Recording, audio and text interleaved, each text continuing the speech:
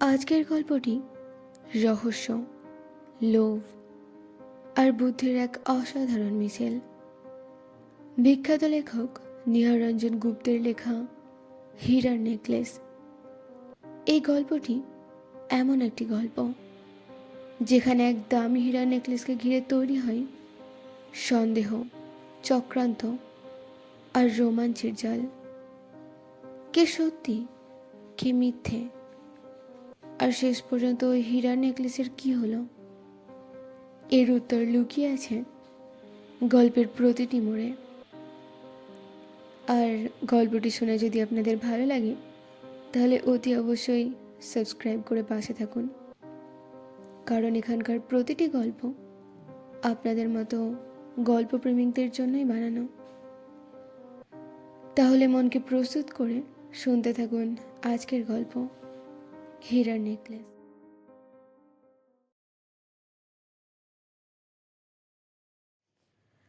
আজকের কথা নয়, বেশ কয়েক বছর আগেকার কথা। স্বর্ণ নিয়ন্ত্রণ তখনও হয়নি। তখন মানুষের কাছে সোনাই সব। সোনাই ধ্যান, সোনাই জ্ঞান, সোনাই কাম আর সোনাই মোক্ষ। নগদ টাকার চাইতে যখন সোনার মূল্য বেশি। যাক, এ তো গেল ভনিতা। আসল কাহিনীতে এবার অবতরণ করা যাক। একটি মেয়ে ও একটি হীরার নেকলেসের কাহিনী। নেকলেসের সঙ্গে জড়িত একটি মেয়ের কাহিনী। দোতলার সিঁড়ি থেকে নামতে গিয়ে বেমক্কা কেমন পাটা স্লিপ করে পড়ে গিয়ে ডান পায়ের কি একটা হাড় ভেঙেছে। তাই পায়ের পাতায় প্লাস্টার করে দিন কুড়িক হলেও বিরূপাক্ষ ঘরের মধ্যে জীবনযাপন করছে। কোনো একটা শারীরিক অসুস্থতার জন্য দিনের পর দিন ঘরের মধ্যে বন্দি থাকা কি দুঃসহ যন্ত্রণা আমি তা জানি। জ্ঞান আছে টনটনে, তুমি অসুস্থ, এই কথাটাই সর্বক্ষণ মনে পড়বে। আর মনে পড়বে ডাক্তারের কঠিন নির্দেশ, ঘরের ভিতর থেকে তুমি বেরোতে পারবে না। জানালা দিয়ে চোখ পড়বে স্বচ্ছন্দ বিহার মানুষগুলো, অথচ তোমার বেরোবার উপায় নেই। তুমি অসুস্থ, তুমি বন্দি। বিরূপাক্ষর মনের অবস্থাটা যে তখন কি হয়ে উঠেছে আর কেউ না বুঝলেও আমি বুঝতে পারছিলাম। বেরোবার জন্য সে তখন মরিয়া হয়ে উঠেছে। প্রত্যহ আমি যাই স্টুডিও ফেরতা সন্ধ্যার দিকে এবং ঘন্টা দুদিন তার ওখানে কাটাই। আড্ডা দিয়ে নানা গল্প করে সময় কাটাই। কিন্তু এক এক সময় মনে হতো আমারও বুঝি সময় আর ওইভাবে গল্প করে আড্ডা দিয়ে কাটাতে চাইছে না। এমন করে আড্ডা আর কাটান যাবে না। এমন সময় একদিন রাত 10টা নাগাদ আড্ডা সেরে উঠবো করছি। সিঁড়িতে জুতোর শব্দ পাওয়া গেল। সিঁড়ি দিয়ে একতলা থেকে দোতলায় কে যেন উঠে আসছে। সতর্ক জুতোর শব্দ। কে আসছে দেখো তো। এ সময় শিশির বিরূপাক্ষর কানে আগে শব্দটা প্রবেশ করেছিল। সে আমাকে কথাটা বললে। উঠে গিয়ে আর উকি দিতে হলো না। তার আগেই জুতোর শব্দটা হঠাৎ থেমে গেল ও খোলা দরজা পথে একখানি মুখ দেখা গেল। এখানে কি বিরূপাক্ষবাবু থাকেন? মিহি মেয়েলি গলায় প্রশ্ন। আমি তখনও চেয়ে রয়েছি মুখখানার দিকে। গোলালো মুখ, কপালে ও নাকের দুপাশে বয়সের রেখাগুলো স্পষ্ট ও গভীর। ওষ্ঠের পরে পুরুষ্ট গোঁফ, মাথায় পরিপাটি টেরি, পরনে দামি কাচের ধুতি ও আন্দির পাঞ্জাবি। পাঞ্জাবির ফাঁক দিয়ে গলায় দেখা যাচ্ছে একটি সরু সোনার হার, চিকচিক করছে। আবার প্রশ্ন হলো, বিরূপাক্ষবাবু আছেন? আছেন, আসুন, আহ্বান জানালো বিরূপাক্ষই। অত্যন্ত সন্তর্পণে যেন ভদ্রলোক ঘরের মধ্যে পা ফেলে প্রবেশ করলেন এবং প্রবেশ করে বললেন, দরজাটা বন্ধ করে দিতে পারি স্যার? মানে ব্যাপারটা বিরূপাক্ষবাবুর সঙ্গে অত্যন্ত গোপনীয়, প্রাইভেট। কথাটা বলে আর উত্তরের অপেক্ষা করলেন না আগন্তুক ভদ্রলোক। ঘুরে দরজাটা বন্ধ করে আমাদের দিকে তাকিয়ে আবার বললেন, বুঝলেন না, দেওয়ালেরও কান আছে, আর এসব পুলিশ ওদেরও চিনি, তাই ওদের কাছে না গিয়ে অনেক ভেবে বিরূপাক্ষবাবুর কাছে এসেছি। কথাটা শেষ করে একবার আমার মুখের দিকে, একবার বিরূপাক্ষর মুখের দিকে তাকাতে লাগলেন ভদ্রলোক।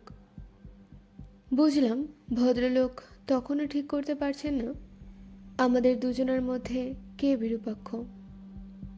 আমি তখন বিরূপাক্ষকে দেখিয়ে বললাম, উনি বিরূপাক্ষ সেন। বিরূপাক্ষর হাতের চারমিনার সিগারেটটা শেষ হয়ে গিয়েছিল। প্যাকেট থেকে আর একটি বের করে তাতে অগ্নি সহযোগ করতে করতে বলল, বসুন। হ্যাঁ, বসি।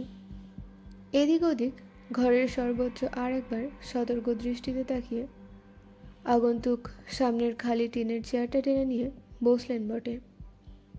বিরূপাক্ষর কথায় কিন্তু মনে হলো তোর মুখের দিকে চেয়ে, ঘরের চারিদিকে তাকিয়ে এবং স্বয়ং বিরূপাক্ষকে দেখে যেন তিনি ঠিক সন্তুষ্ট হতে পারেননি। বিরূপাক্ষ কিন্তু নির্বিকার।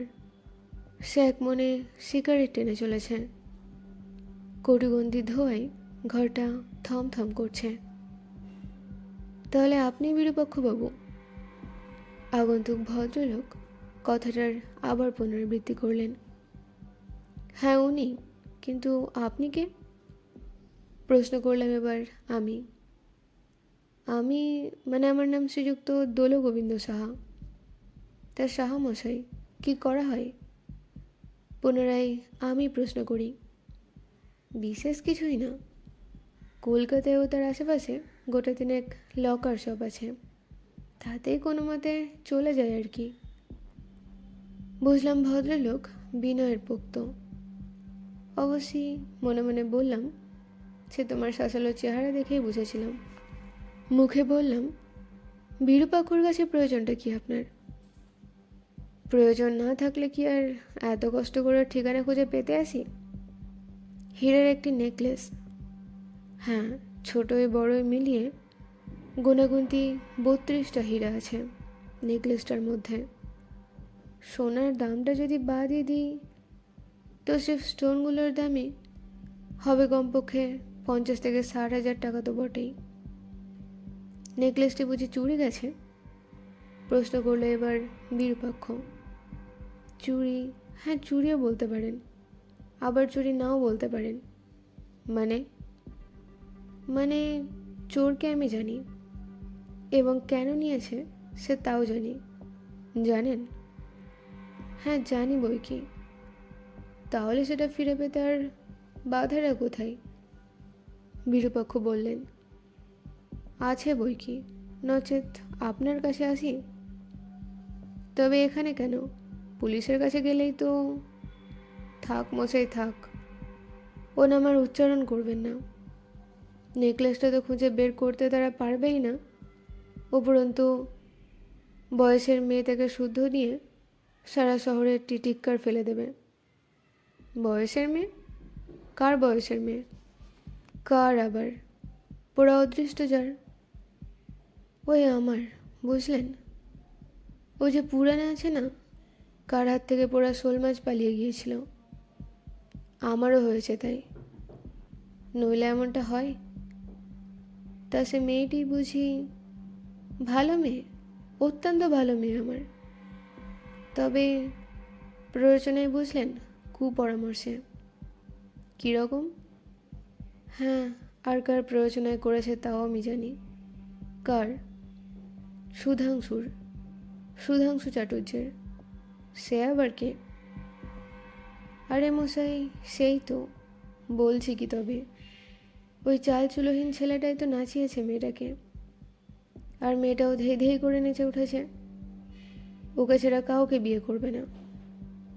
তা আমি বলে দিয়েছি, করুক, করুক গে, রেজিস্ট্রি করে বিয়ে করে যেখানে খুশি চলে যাক, শুধু নেকলেসটা আমায় ফিরিয়ে দিয়ে যাক।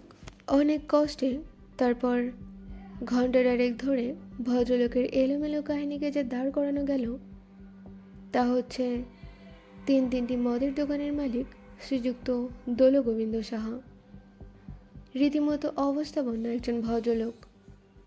তার একটি মাত্র মেয়ে, মেনকা রানী, তাও বেশি বয়সের সন্তান বলে একটি, বেশি আদুরে।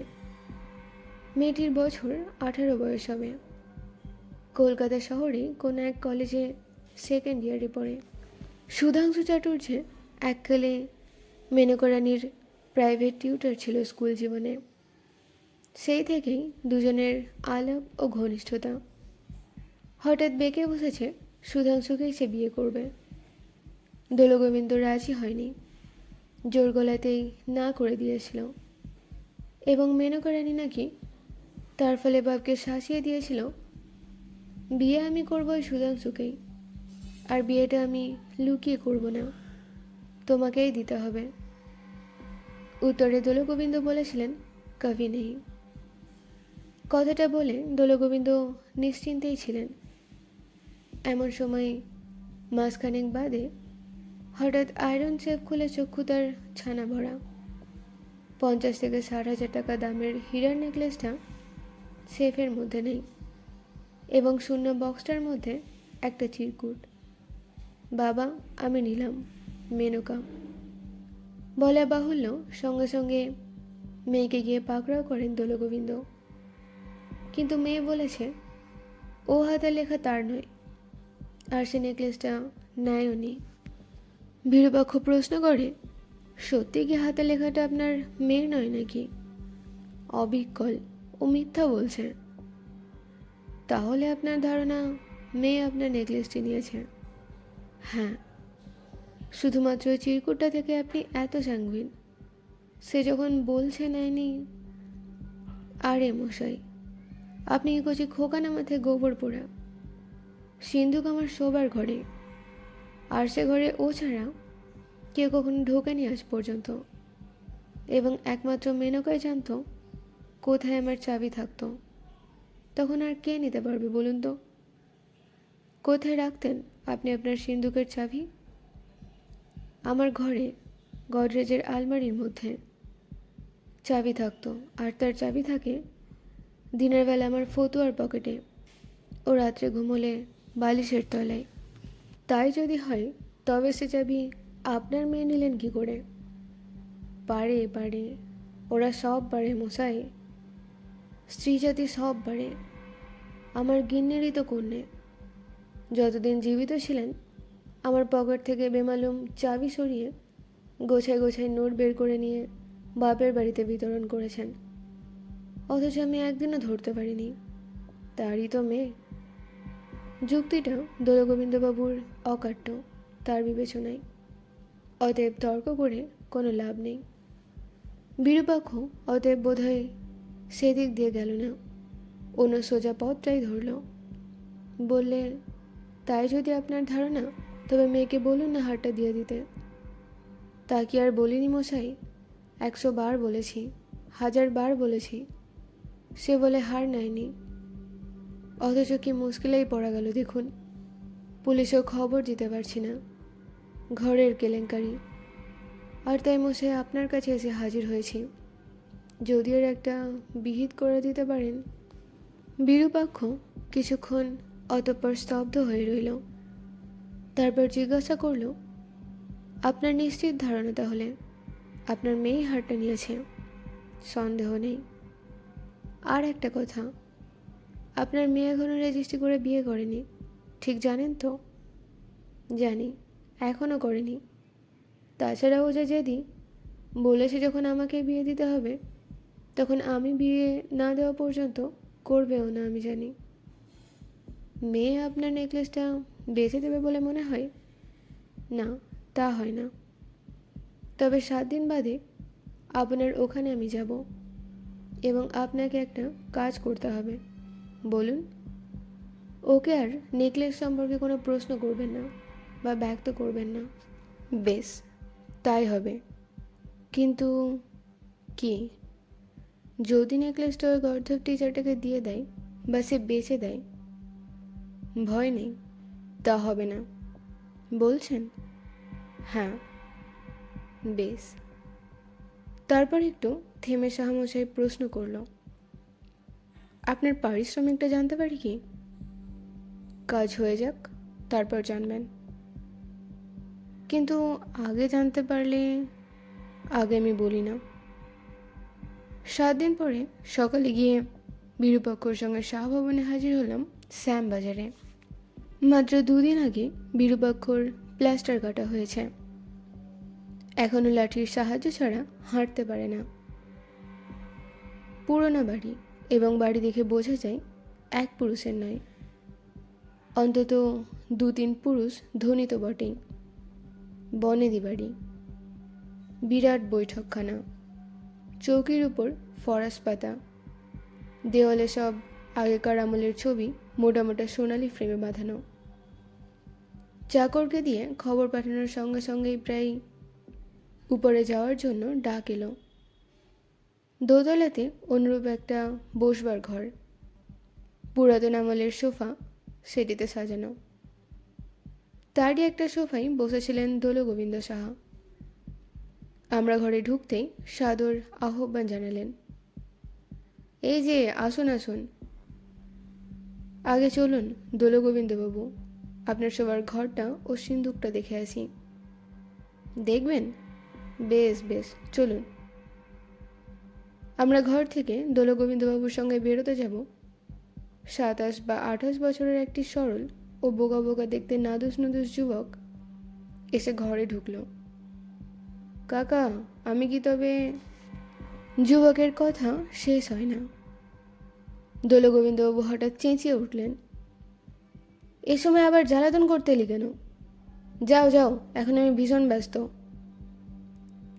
হঠাৎ বকুনি খেয়ে যেন যুবক কেমন থতমত খেয়ে যায়। তারপর একটু থেমে মৃদু কণ্ঠে বলে, তাহলে আমি দোকানে যাই? হ্যাঁ হ্যাঁ, যাও যাও।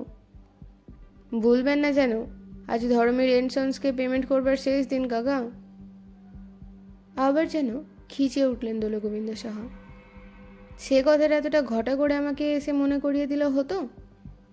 যাও যাও, আমার সামনে থেকে যাও। যুবকটিকে এক প্রকার গলায় ধাক্কা দিয়ে ঘর থেকে বের করে দিলেন দোলগোবিন্দবাবু যেন।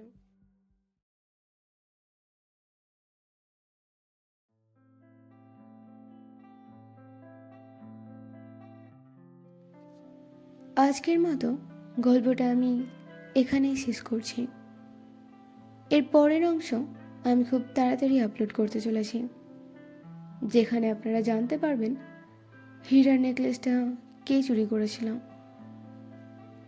আর গল্পটি ভালো লেগে থাকলে লাইক, কমেন্ট আর অতি অবশ্যই সাবস্ক্রাইব করে নিন, কারণ এই সব কিছুই আপনাদের জন্যই। তাই সাবস্ক্রাইব করে পাশে থাকুন। আবার দেখা হবে খুব তাড়াতাড়ি। ততদিন আপনারা ভালো থাকুন, সুস্থ থাকুন। টাটা।